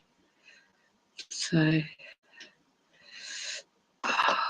Sony. So I'm going to have to try it now. Just leave this on if it doesn't get hacked. To show this gentleman.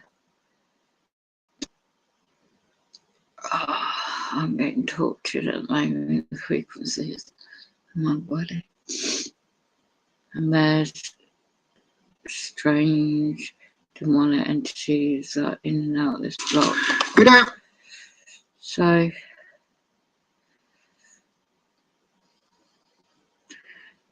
was a massive magnetic storm coming. So for education purpose on the weather subject, if I can screen share this on a different platform.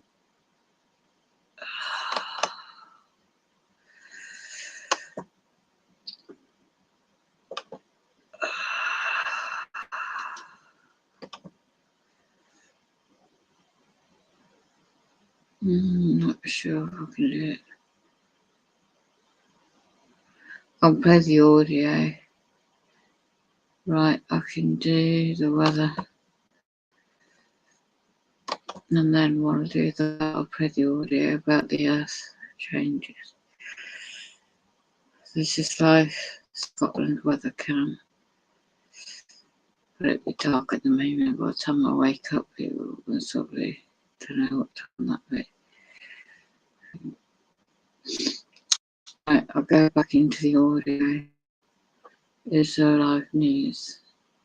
Good afternoon, friends. Stephen Benoon here with Israeli News Live. And boy, this is a very serious broadcast tonight. If you watch our Patreon channel on Israeli News Live, you've already known about this information for some time coming, but we haven't talked about dates. We've talked about probability. We've talked about energy waves coming in. We talked about the magnetosphere dropping.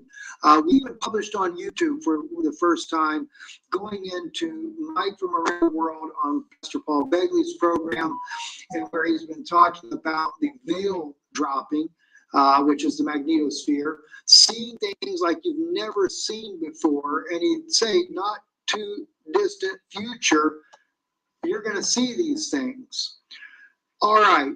Well, I'm here to give you a new update and a new briefing. This is a breaking story. I got a message directly out of Israel earlier today. And what I'm about to share with you, let me put a little disclosure here from the very beginning. This information is still probability. We do not know for sure what's going to happen. But I know time frames of the events happening now. Will the magnetosphere completely drop? According to my counterpart in Washington, the answer is no. Yes. Is it enough from the energy waves that will be striking our magnetosphere that we will be able to see a breach in the magnetosphere that will allow you to see in space? The answer is a probability yes. Right, that's Negro. But no one knows for certain 100%. So let me first stay in this.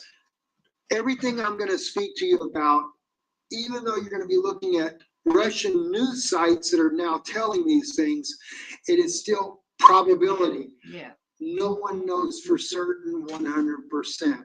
So don't look at it as doomsday and everybody's scared to death and everybody runs and hides and puts their heads under the pillow until all of the shaking goes past. Or is there even going to be a shaking? We really just don't know as of yet. But there is a greater possibility that it could. We are in a time period that has only happened one other time in the history that we know of, and that was during the Great Flood. That's the time period we are entering into right now. The exact same events. That's what Russian media is saying to us.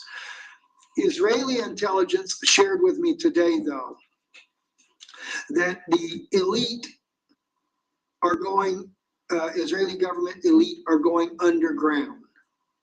They're going underground, as it was put to me, as something to do with the dome weakening, is the way it was put to me, that they're going underground and that they're not sure what's going to happen, but that all the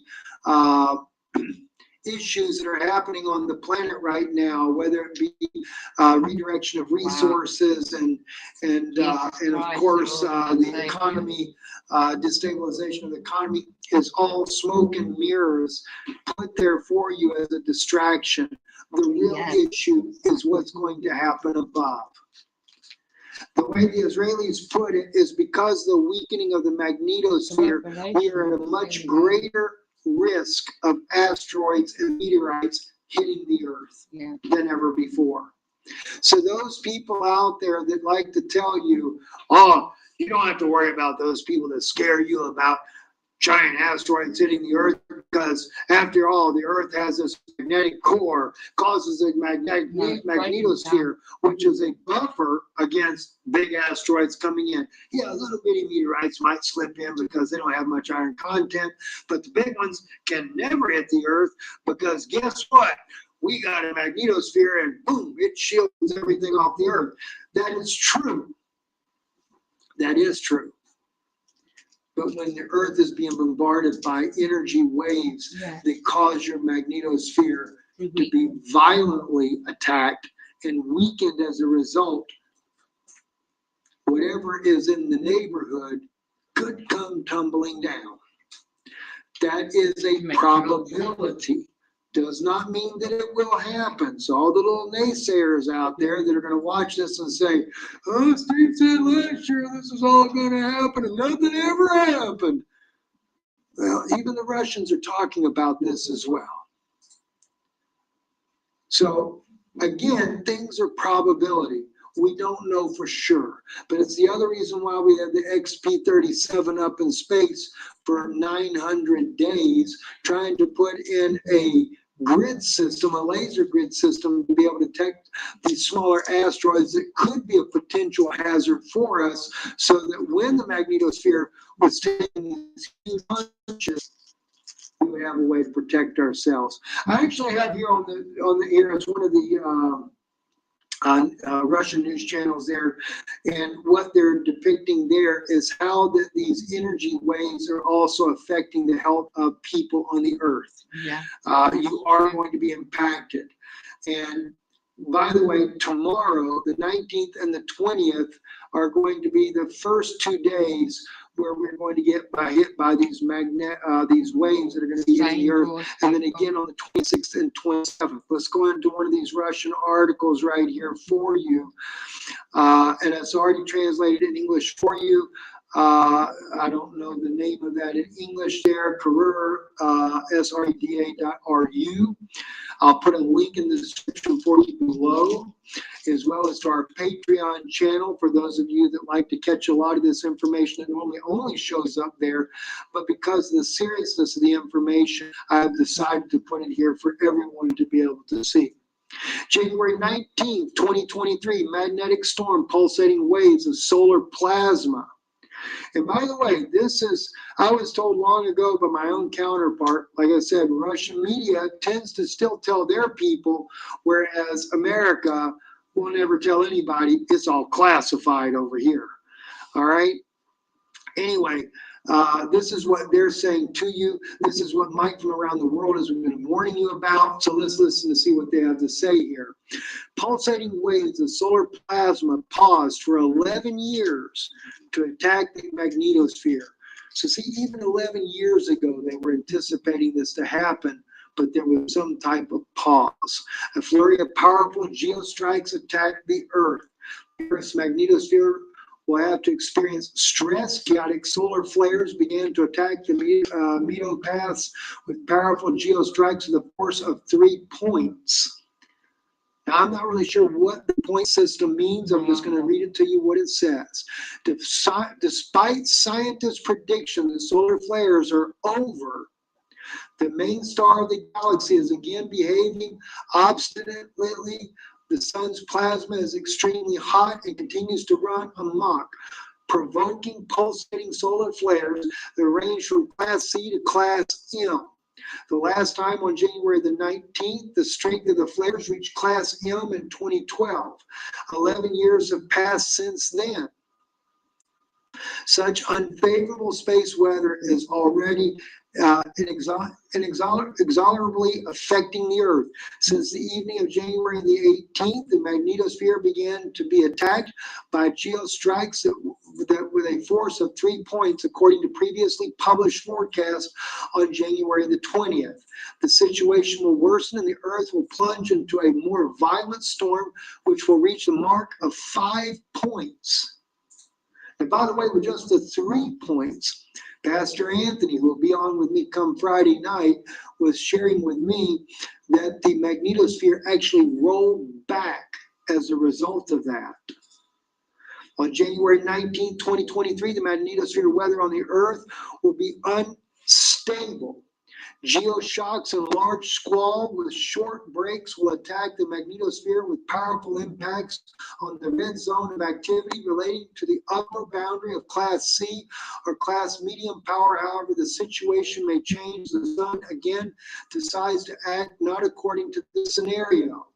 From midnight to 6 a.m., as well as from 12 noon to 6 p.m., and from 9 p.m. to midnight on New Day, Moscow time. Now, by the way, 6 a.m. and as well as from 12 noon to 6 p.m., we are about, if I remember right, when I lived in Europe, we were 6 hours different in time. So you're about 7 hours difference in time between there and here. So 7 or 12 noon would be more like around 5 a.m. our time. So, but they're also talking about from midnight to 6 a.m., which basically we're probably getting hit. Well, that there again, is that picking up tomorrow? I guess that's tomorrow midnight to 6 a.m. So that would put it roughly our time, I would say around 5 p.m. our time, starting 5 p.m. Eastern time. That would be the going on to about 11 p.m. And then again from 6 p.m. to, 12 noon to 6 p.m. noontime their time. So later that morning for us, around 5 a.m. going into about 11 p.m. our time. So tomorrow we're gonna start off with a shaky day. During these hours, meteorologists especially need to take care of themselves since feelings of fatigue, apathy, heaviness in the body and head, jumps in blood pressure, and headaches are inevitable. Well, that explained why my wife went through massive migraines the other day. Because again, we were hit just the other day, but not as strong 3 points. We're going into 5 points this time around. From 6 a.m. to 12 noon, as well as from 6 p.m. to 9 p.m. Moscow time, the situation will relatively calm. However, geostrikes, the impact of the earlier geostrikes will continue to be absolute. Now, again, this is going to happen on the 26th of January and the 31st. All right, and I haven't even clicked on this article here. I'll go ahead and open it up, but I have not clicked on it. It's going to go ahead and translate it for us there. The second half of January, several dangerous bursts of solar activity are expected. Here we even got better dates on this here. We have it on January 12th. I see, and here's the interesting thing. We took a very serious sickness here with us right at the time that we were getting hit with these other dates there, going back to the 15th and the 16th. And then, but let's see, the 21st, we got a 3 magnitude storm. January 22nd, 24th, the calm expected before a new wave of magnetic storms. And then January 26th, another geostrike will come with a force of 5 points. January 27th, 4-point burst of solar activity. Hopefully, Pastor Anthony will be able to give us a little bit more knowledge on this, because I know he's done a lot of studying in this area too. January 28th, a surge of a force of 3 points is predicted. January 29th. I'm not trying to get something.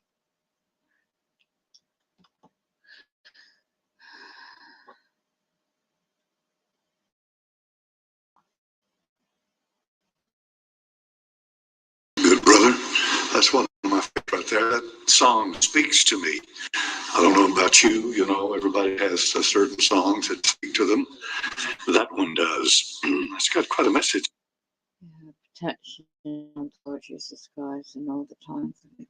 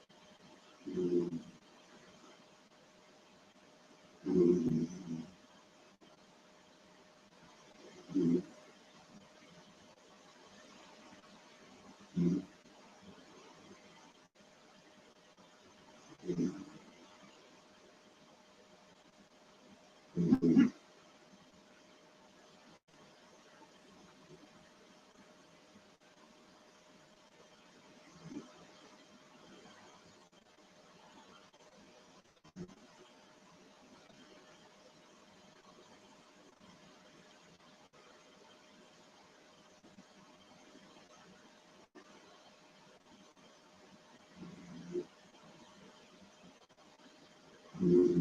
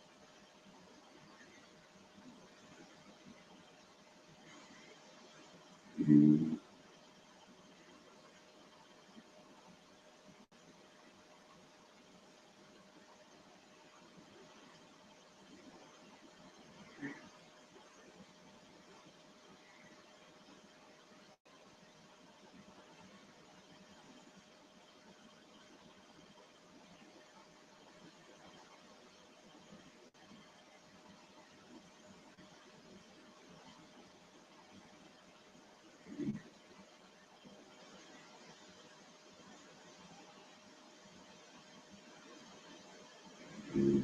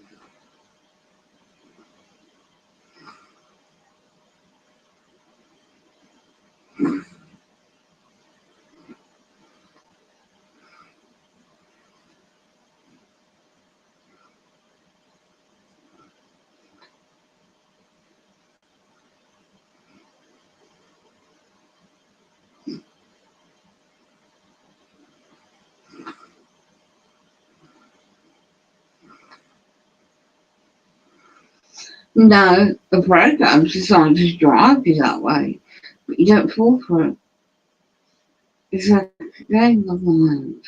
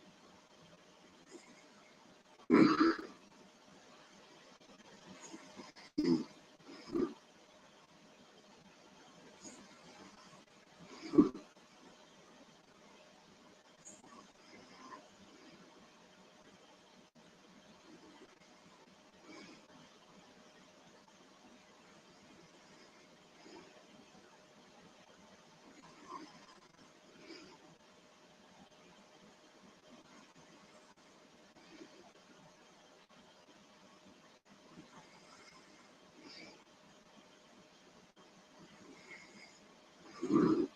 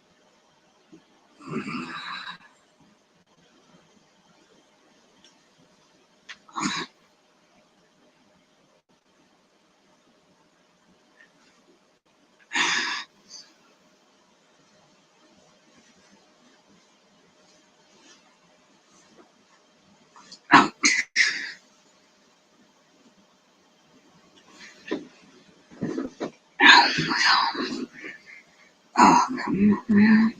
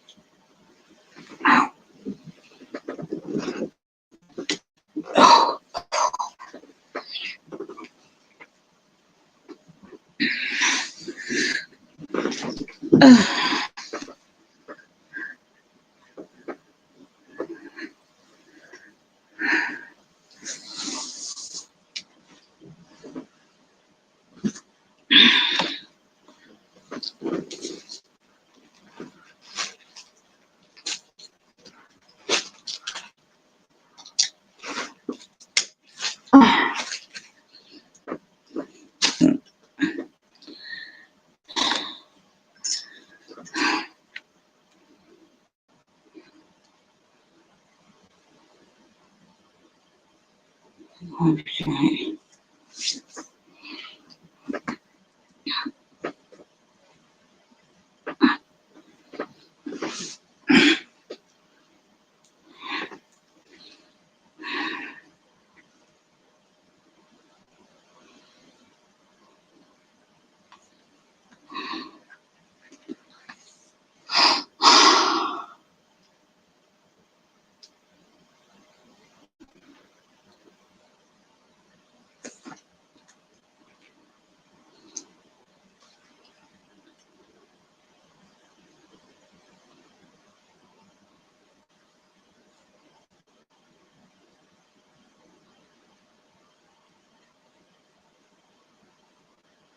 So UK now is 19th century.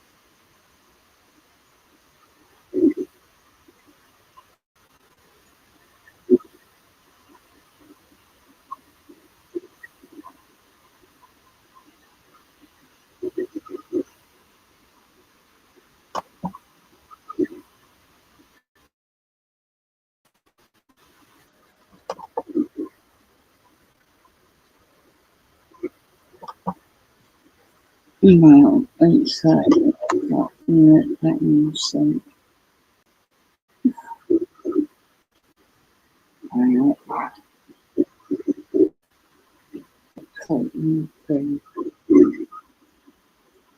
here.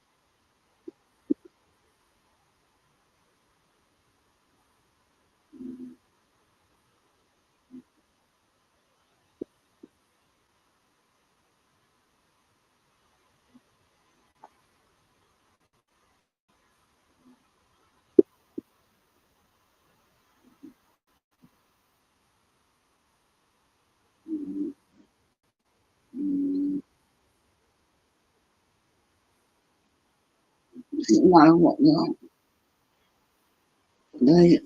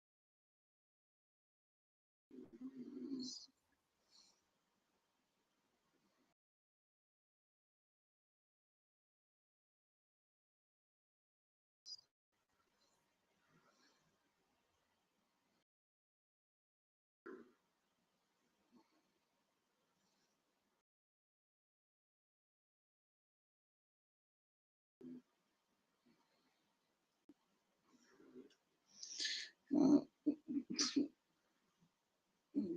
up. Take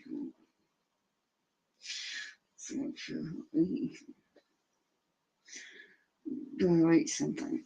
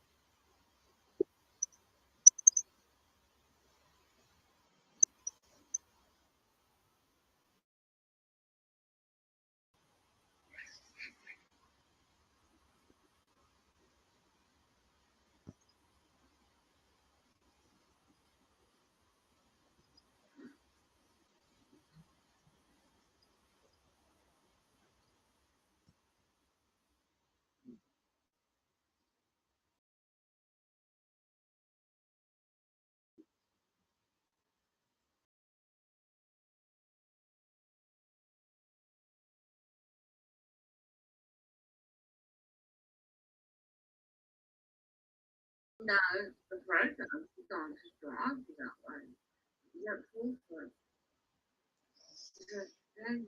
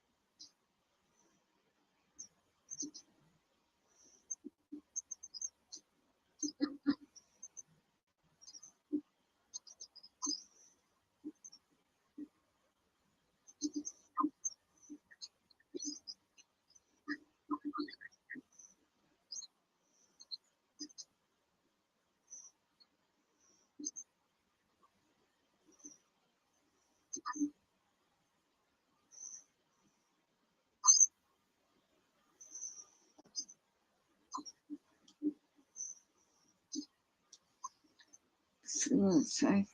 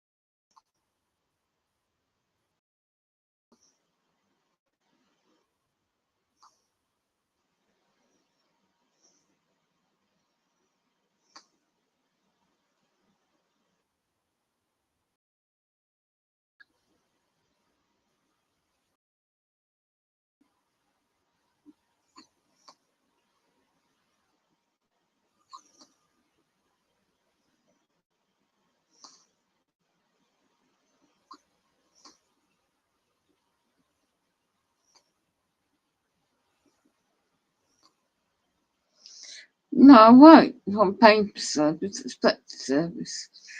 That was all other things.